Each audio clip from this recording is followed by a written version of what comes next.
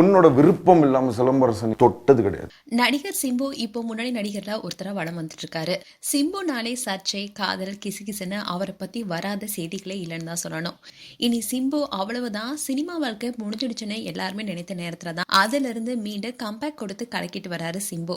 இன்றைய ஜெயா டிவிக்கு சிம்பு அளித்த இன்டர்வியூ தான் இப்போ சோஷியல் மீடியால ட்ரெண்ட் ஆயிட்டு வருது. அதுல நயன்தாராவுக்கும் சிம்புக்கும் இடையே ஏற்பட்ட பிரச்சனையிலிருந்து பல விஷயங்கள் குறித்து வெளிப்படையா பேசியிருக்காரு. சினிமாக்குள்ள நான் எப்படி வந்தனே தெரியல, எப்படி நடித்தேன்னு தெரியல.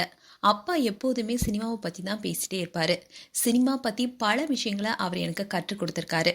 அம்மா நல்லா படிக்கணும்னு நினைப்பாங்க. இதனால அப்பா கிட்ட நிறைய அடி வாங்கியிருக்கேன்.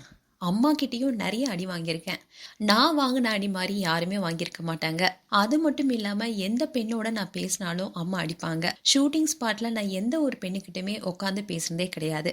காதல் என்பது ரொம்பவே அற்புதமானது, ஒரு அழகான ஒரு உன்னதமான விஷயம். காதலுக்காக, அந்த அன்புக்காக பிச்சைக்காரன் போல இருந்திருக்கேன். அப்படி இருந்தும் பல தோல்வி, ஏமாற்றம் எல்லாத்தையுமே நான் பார்த்துட்டேன். ஆனா காதல் என்னை ஏமாத்தல. நான் காதலித்தவங்க தான் என்னை ஏமாத்திருக்காங்க. அதோட நான் ஏமாறுவேன்னு தெரிஞ்சுதான் ஏமாந்தேன். இது வரைக்கும் என்னுடைய கேர்ள் ஃப்ரெண்ட் மேல எந்த விதமான குற்றத்தையும் நான் சொன்னதே கிடையாது. ஏன்னா அந்த ஏமாற்றங்கள் தான் என்னுடைய மனசையும் என்னையும் பக்குவமாக்கியிருக்கு. இதை தொடர்ந்து பேசிய சிம்பு, என்னை பத்தி பல விமர்சனங்கள் வந்துட்டு இருந்தது.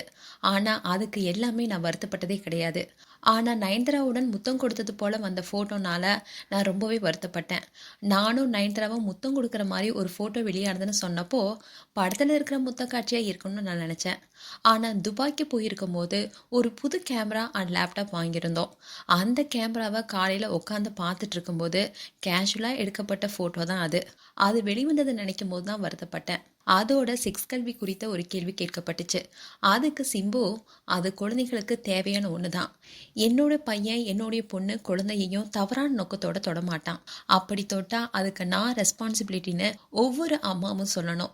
இன்னைக்கு யார் வேணாலும் என்னை பற்றி எது வேணாலும் சொல்லலாம். சிம்பு ஒரு பிளே பாய், சிம்புவுக்கு அத்தனை பெண்கள் இருக்காங்கன்னு சொல்லலாம். ஆனால் நான் ஒரு பெண்ணையுமே விருப்பம் இல்லாமல் தொட்டது கிடையாது. இதை நான் சத்தியம் பண்ணி சொல்லுவேன்னு ரொம்பவே வெளிப்படையாக பேசியிருந்தாரு. இந்த இன்டர்வியூவை ஜெயா டிவி அவங்களுடைய சோஷியல் மீடியா பேஜில் இப்போ ரிலீஸ் பண்ணியிருக்காங்க. ஆனால் இது பல வருடங்களுக்கு முன்னாடி எடுக்கப்பட்ட இன்டர்வியூ இப்போ வைரல் ஆகிட்டு வருது. மேலும் சிம்பு குறித்து உங்களுடைய கருத்துக்களை கமெண்ட் செக்ஷன் சொல்லுங்கள். இது போன்ற வீடியோஸை பார்க்க நியூஸ் தமிழ் கேட் சேனலை சப்ஸ்கிரைப் பண்ணுங்கள். மறக்காமல் நோட்டிஃபிகேஷன் பட்டனை கிளிக் பண்ணுங்கள்.